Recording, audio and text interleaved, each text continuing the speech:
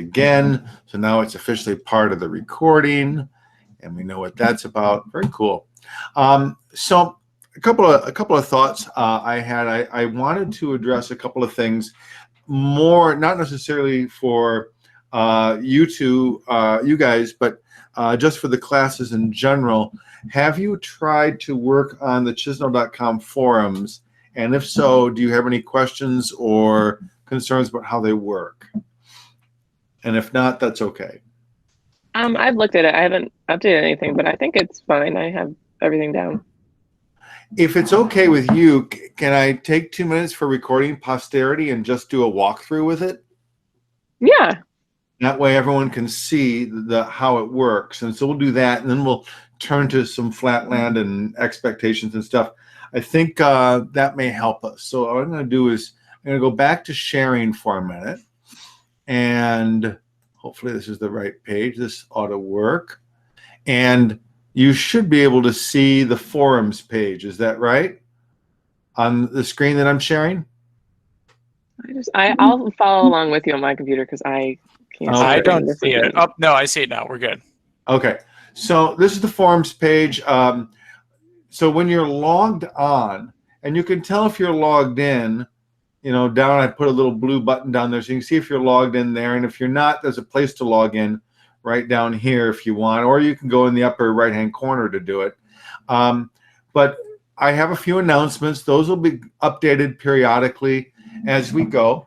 I'll mention that the requirement is, the expectation is, that you post 10 different things between now and August 29th. You can, however, always post up to 50% more than that for credit.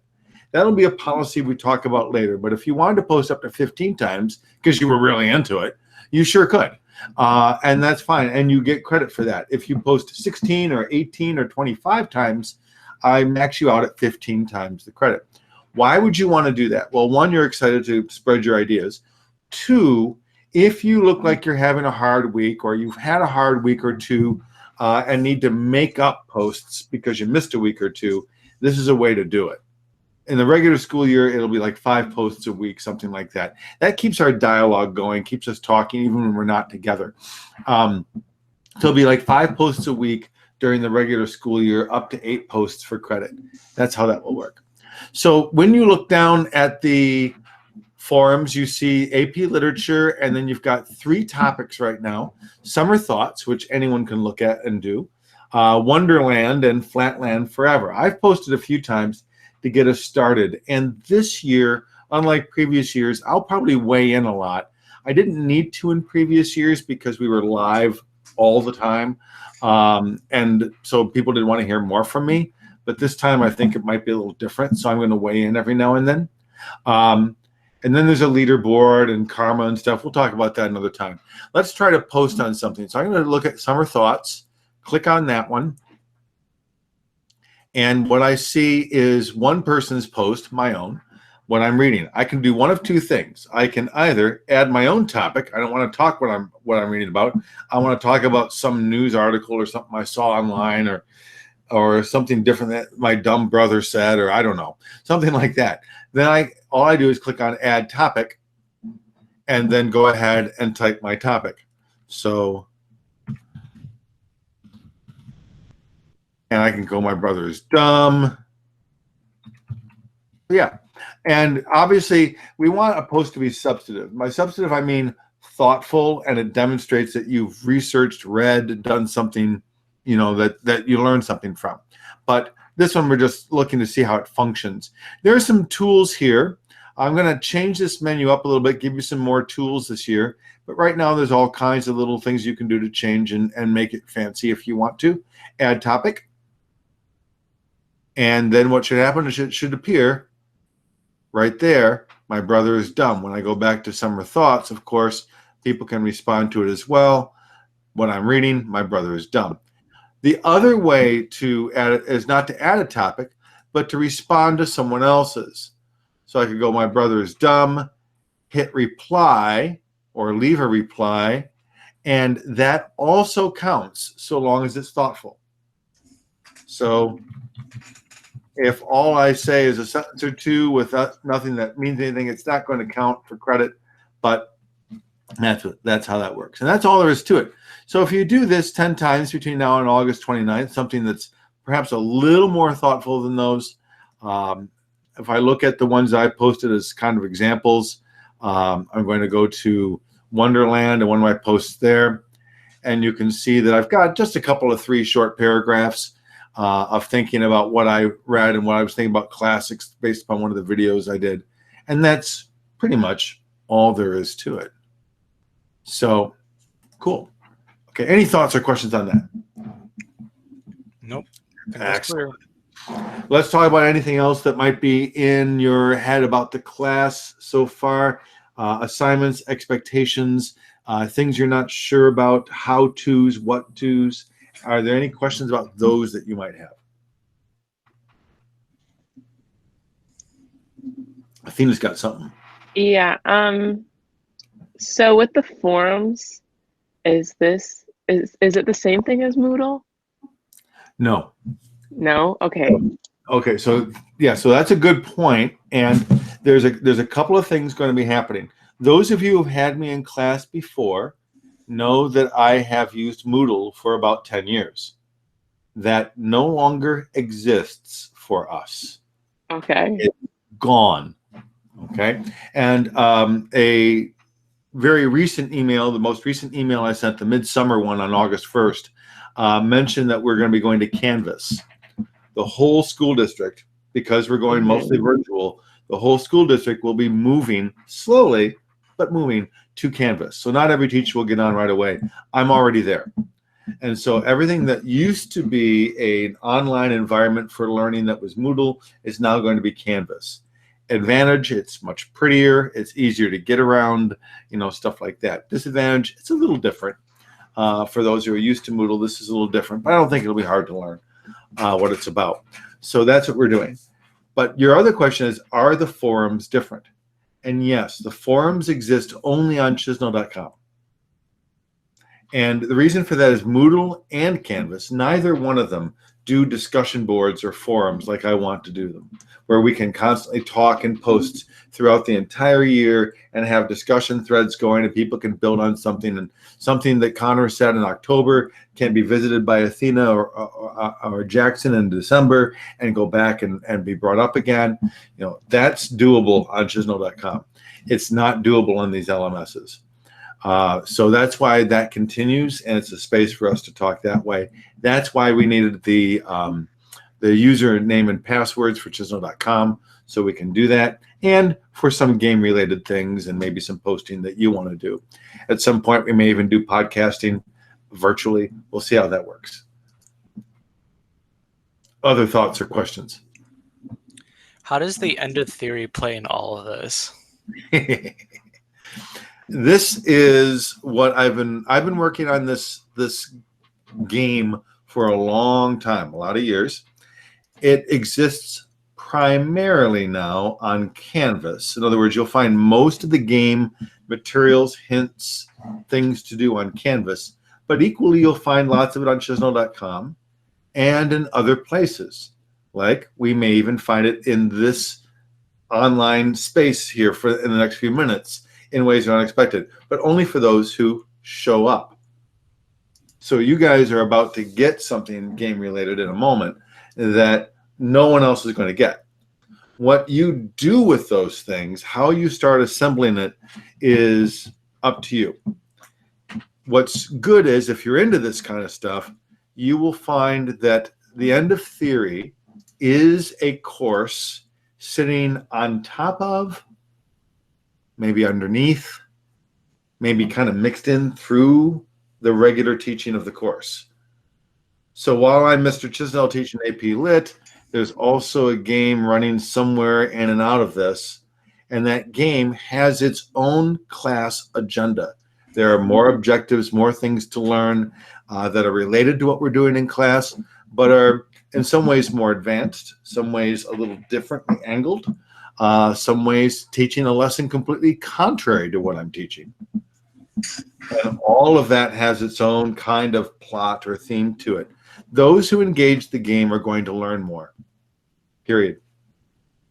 Those who choose to ignore the game completely can do so. You could ignore it completely and never say a thing about it and not even worry about it. Won't impact your grade. Everything's fine. You can just go about your business and do your exercises and answer questions and read books and poems and be totally fine. But those who engage the game will learn more. And that's kind of up to them to what extent. I've had fanatics about this thing before. I've been finding clues everywhere. Even like as they wandered around Royal Oak, they found that things had been set up downtown and that there was something connected to something else. And they took pictures of it and brought it back and started using it and then started concocting their own pieces. Others just kind of surface level, just kind of went along and hunted for points and, beat up a few other players in the process because there is combat and went from there. So it's up to you what you want to do with it. There is a storyline. There is a mystery. We haven't opened it up yet. It's just in the prologue right now. But roughly every chapter of the story will take place about every 2 weeks of class. And that'll run us all the way through the school year. The prologue is in the summer. Chapter 1 opens September 8th, and off we go. So that's how that works. I can't say much more than that, but that's kind of how it works. Think of it as a choose your own adventure plus other stuff, I guess. All right. Joystick not required. Good. Anything else related to class stuff that we have to do or how to do? Will there ever be an option for us to get like our own paperback books, even if they're like from the class? I'm hoping so. We haven't figured out how that works yet. I know that when we get to the school's going to open. One of the things we have to address is how do the students get their textbooks to work? And I think that's going to be similar to how we returned them, but I don't know. And so it'll be interesting to see. That has not been talked about in any committee that I'm on. As for us in AP Lit, I did not have access to Flatland, but I do have a lot of texts which are available digitally. It's nicer to have the paper book sometimes. I think people sometimes prefer paper. But in the meantime, we'll only be reading books that we can get a hold of digitally free until I can get the paper books in your hand. Our first book after Flatland is Ralph Ellison's Invisible Man. It's a big novel. It's a great novel, but it's a big novel. You really need the paper copy. And so I'm working on that to make sure that we can get that for you, but we're not there yet. Lots to be decided the next few weeks. Yeah. Okay. Thank you. Anything else? Otherwise, we can turn to something different. What about podcast? We're going to have access to the room, or are we just going to be doing it from home? The thing that I'm not sure yet, the studio is ready to go. We know that there'll be some students visiting the school at different times of the day for different activities. Whether or not I can put 3 or 4 people in a small space like that for that process, I don't know. We haven't asked that question yet. There are lots of bigger questions. So what happens in the Perch studio is small. That said, podcasts have been a big part of what we've been doing in the past. And I'm looking for some digital tools so that people can make them whenever they want to in different ways. But we haven't got that set up yet. My plan right now is to make podcasts possible.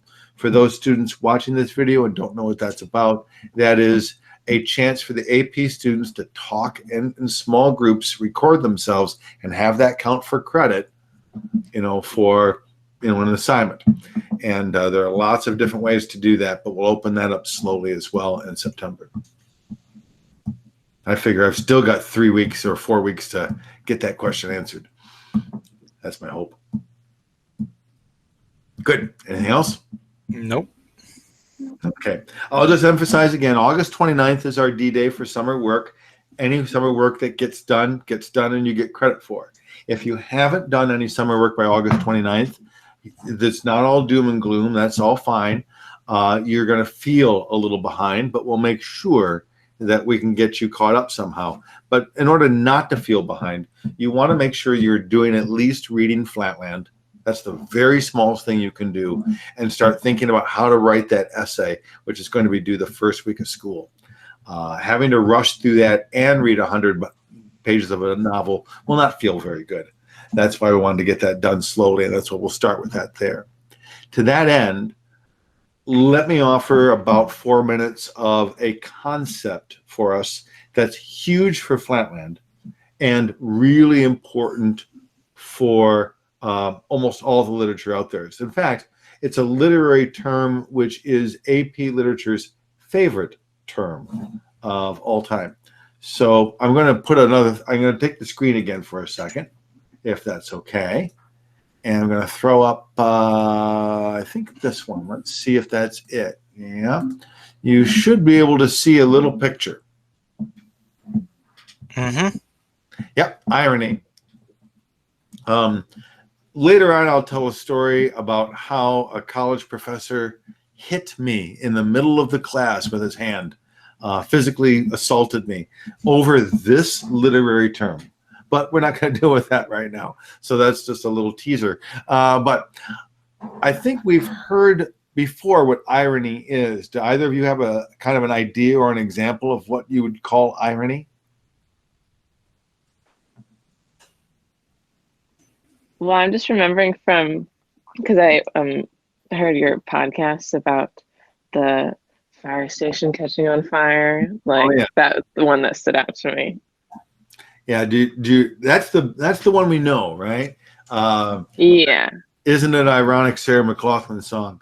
And then all these things which are just kind of weird coincidences and turns of fate. And that is what's called situational irony. The irony most of us are familiar with as creatures on the planet. We, however, are going to use a term called irony in the dramatic sense, in the literary sense. And that involves how we see or understand the world. Now, I'm going to give a blanket description of all literature here. And I'm going to give you an opportunity, as I describe this, to think about an example of literature where this is not true. If you can come up with any example of literature where what I say is false, I'm going to give you a chance to let me know. So think about that as I describe irony to you. Here we have an image of our main character, and he's a bit confused. Usually it's the main character, quite confused. At least some key character, the narrator usually, the speaker of a poem or the narrator of the story, is very confused. There's something about some part of the world he doesn't understand. And he's going to work through that in his story in order to try to understand it. The movement of the plot, then, really isn't about exposition, rising action, climax, resolution, denouement. You might have learned that kind of path before. The goal of the plot is to forward this narrator's exploration or understanding of the world. The narrator is going to move from a limited view of the world to a less limited view of the world by the end of the story. In many stories, at the end, the character takes off the blindfold, the thing that limits his vision, his understanding.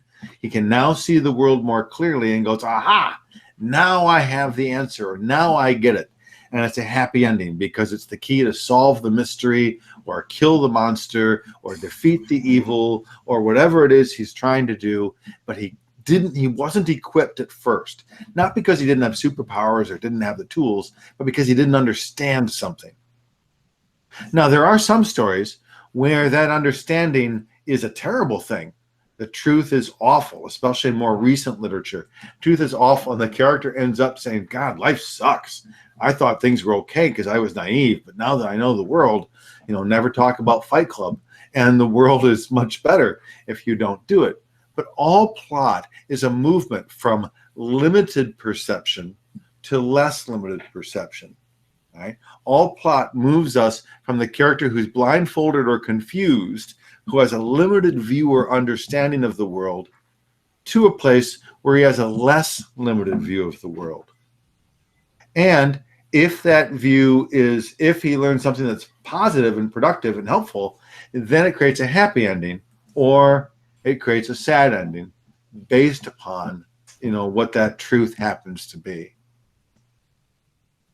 So with that in mind, have you thought of any literature that does or does not fit that example?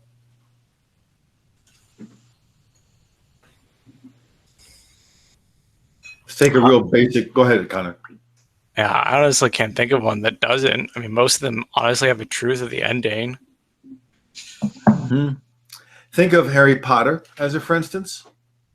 You can treat each novel separately, but if you start with Harry as a, I guess you guys are on this side. You start from Harry as a young doofus who doesn't understand that he's even a wizard, much less a good wizard. He knows, he soon learns he's the chosen boy or whatever the heck they call him. And then across the novels, he starts to discover this mystery that he's somehow linked to Voldemort. Not merely has to defeat him, but he's linked to him. And the understanding finally of where that last Horcrux is and what the secret of the wand is, which I've now forgotten. But once he's discovered those things in that last book, he's able to defeat Voldemort, but not until. And it took him 7 novels of trying to get the skills to have the understanding, to finally get the understanding, to go, aha, to see himself die in order to kill Voldemort. And so he has to go through that process. Had he not ever figured that out, of course, he would have lost. If you take Lord of the Rings and Frodo, Frodo fails. He gets all the way to Mount Doom and realizes the truth that the ring is too powerful for him. He can't succeed by destroying it. And it's only Sam who comes to that realization. But Frodo himself learns a whole lot about humility and modesty and the journey and everything else. And while he's a pretty noble character to begin with, he is kind of naive. And the whole story is opening up for him human greed and all those sorts of pieces. Sam, too, learns a lot about trust and loyalty. He was naively loyal at the beginning, but then he makes conscious decisions and decides that friendship means sacrifice, and he does those things. Every mystery has the same deal, that the detective does not understand it and then later does by putting together the clues. In Flatland, we have to imagine at some point that Square, our main narrator, bizarre as he is a limited, or if I describe it another way, an ironic perceiver. When I say ironic perceiver, I'm describing a character who doesn't get it. Now, if you've even opened 2 pages of the book so far, you might get a sense of how he doesn't get it. First, he's only 2 dimensions in size. So his first big perception limitation is really obvious. He doesn't know there's something called height. And, so that's kind of limits his ability to understand the world. But then as we move through the rest of the novel, there are lots of other things he doesn't quite get. He doesn't understand. Some of them are real obvious. Some of them are a little more subtle. And what he learns about the world, or fails to learn about the world, is critical to our understanding of the theme of the literature. One more example, which most of you should be familiar with. Romeo and Juliet. Do Romeo and Juliet move from limited perceivers to less limited perceivers in the play?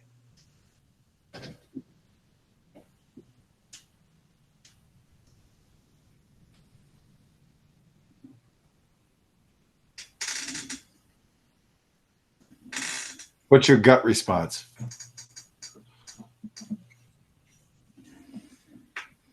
Are they just as dumb at the beginning as they are at the end? Or did they? That was my gut response. Yeah. Yeah. And that's kind of what we feel about it. It's like at the end, Romeo goes, "Oh my gosh, she's dead," and we're thinking, do you not see her breathing? Do you not see her kind of getting her color back? You even say she's getting her color back, but no, he kills himself anyway. Juliet wakes up and goes, "What? Oh, happy dagger," and stabs herself. And we're thinking, you dumbasses, what are you doing? Just leave, walk out, follow the friar's advice. They do none of that. They're dumb. And because they could not grow as characters, because they're dumb at the beginning, limited perception, and dumb at the end, they're still ironic perceivers. That's why we have a tragedy. Tragedy is born not just from a sad ending or an unhappy ending, but because a main character never learns. And every case where a main character doesn't learn the lesson, doesn't figure it out, we have tragedy that results. And that's another pattern of literature. So the patterns of literature are much more about what we learn and understand through the characters than they are anything to do with plot and action and climax and who the villain is and all that stuff. That's all just window dressing for excitement. But the real story is always about the movement of the character from one perception to the other. And that's how irony works. Every novel, every piece of literature, and almost every poem we read will have this structure to it. I say almost because I can't think of an exception, though I'm sure we'll encounter one somewhere. But that's how it's going to be. So if we always start by looking for irony, we're going to understand theme a whole lot easier. Thoughts, questions on that?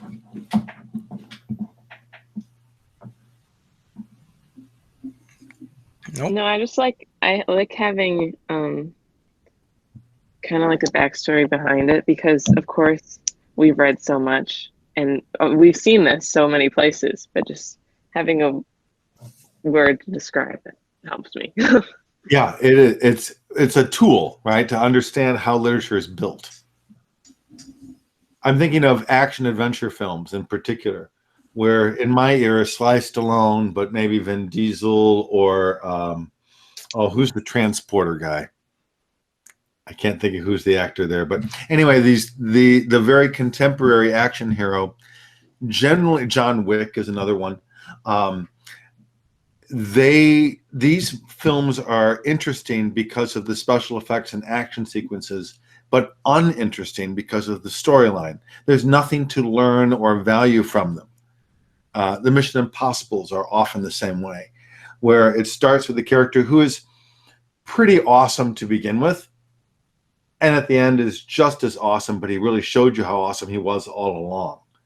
And we just see lots of action sequences to see if he'll kill the villain. But in the end, every one of these action films is the same. It doesn't show us anything. Very few of them show us growth of the character. Occasionally, in the case of the transporter, you get a character who is just a mob driver for the mob and organized crime, and then he learns to have a heart or a sentimental idea, and that's what gets him in trouble, but he becomes a bigger character as a result. But most of them don't get much. John Wick's motivation, you killed my dog, and that's as far as he needs to go. Otherwise, he's fine and he goes out. Eventually, I think in the third film, I haven't seen it yet, he grows a little bit because of what he's learned and the principles he's decided to adopt. But for the most part, there's very little that way. And our more recent films are more about then, what CGI effects can we create than they are about developing a really cool story. The ones that stay with us have this ironic movement. The ones that are mythological have this ironic movement because they stay with us as myths across thousands of years. So it's kind of interesting. Anyway, something to think about. We're not nearly at the beginning of all this discussion, but you're right, Athena, we've got some tools that we can work with, and those tools are going to help us see some larger pieces as we go. So, any other questions or thoughts about that? Nope. Seeing none, this is the part of the class I'm going to edit out. I'm going to offer you a clue for end of theory. Last thing I have is just a couple of questions for you guys. And this is just getting feedback, and I'm not sure if there are other ways I'll solicit this feedback or not. But since we're going virtual in the fall, we have to design our virtual expectations. In other words, what we want to do as activities, what we might like, what we probably don't like, stuff like that. What do we have in terms of live versus recorded videos and things like that? That if there's any, what we should do with a live or synchronous event like this one, if we should do large and small group meetings this way, things like that. And I don't know if you've had a little bit of time with the spring courses, last spring, what was done. What did you like? What did you not like? What did you wish was done differently that you think we could do to make it the best experience we can? Personally, I like smaller classes better. Mm-hmm. Just because I'm thinking back, and my German class of there were usually 4 of us on the meets. I felt like I got the most insight, and pretty much I was more efficient with my work. Mm-hmm. For recorded videos, I feel like just like anything with explanations, something, I mean, pretty much just what you think we wouldn't need to be engaged in, and then of course opening up questions at a certain point about the recording. Other than that, I don't have anything. I'm really flexible with anything. What I enjoyed during the spring was just having live courses, because I know a lot of teachers got thrown into this, but some of them had zero interaction, and that was just, all of my friends just didn't like that at all. I didn't like it personally. So the more live classes we were able to do, I think the better, just being able to discuss with others. I mean, other than that, that was my only complaint with it. It was just more live classes. That's it. When you say in live classes, because of the interaction, you're saying? Mm-hmm. So discussion based. Right. Would non-video interaction also be valuable or not as valuable? What do you mean by that? Like live chat or forums? Yeah, chats, forums, shared docs, things like that. Yeah, I'm okay with that. I've got no problem with that. I just would like just more live classes, just so, face-to-face interaction. Would you say once a week or more than once a week? I would say I would go for about twice. I'd say twice at the very least. My AP class last spring, we did twice. We did 2 a week, and then what I called an office hour for a third one. And that was a chance for anyone just to drop in with individual questions. And we did 2 prepared ones. So that might be a form that we use as well here. At least we knew that the dialogue was helpful to a lot of folks for the reasons you're saying. I think it's important that, as you say, Connor, when we've got a group of people together, we take advantage of that. It become discussion based. If you come to a place like this, meeting like this, and it's just me talking, it might as well be a video. Mm-hmm. So I would want to be designing a lot of things so that you guys were taking charge of what was happening in the space as much as I was. Mm. So that's one of my thoughts. Google Meet will not be probably our chief method. The LMS Canvas has got another video program involved, and we might get a third one yet, but breakout rooms and things will be essential to what we're doing, so we're definitely going to have those. How soon, I don't know, but that's what we're going to try to do. And is there anything else that you think that you'd want to see happen that you thought about last spring? No, I mean, again, the only thing for me was just live classes. I was okay with the work, and it seems like most of your stuff is already online anyway, so I'm pretty okay. Yeah, I'm trying to get all the resources available, and I hope you're able to find your way around so far on the site and everything. But yeah, I'm trying to get that going, and then Canvas, I'm trying to do the same so that it mirrors and augments with activities. So we'll see how it all works out, but that's my hope.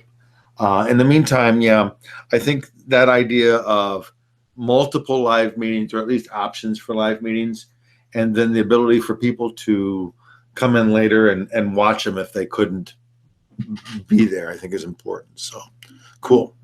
Good. Anything else for the cause? Anything else we should be thinking about? Stuff like that. Nope. You're good. Excellent. I appreciate you guys dropping in. I hope that there was something at least semi-valuable there. And I plan to be talking a little bit more about Flatland next Wednesday. We're going to look at allegory. One of the things you'll discover as you read through is that why do I care that this is a square and a circle and a triangle dragging themselves around in 2D space? Because it really isn't about that. And so we'll be talking about that aspect of it as well. Cool? Yep. All right. Thanks, guys, for showing up. Yep. All right. We'll talk to you later. You're welcome. See you tomorrow. That's right. Yeah. All right. Bye. Bye. Bye.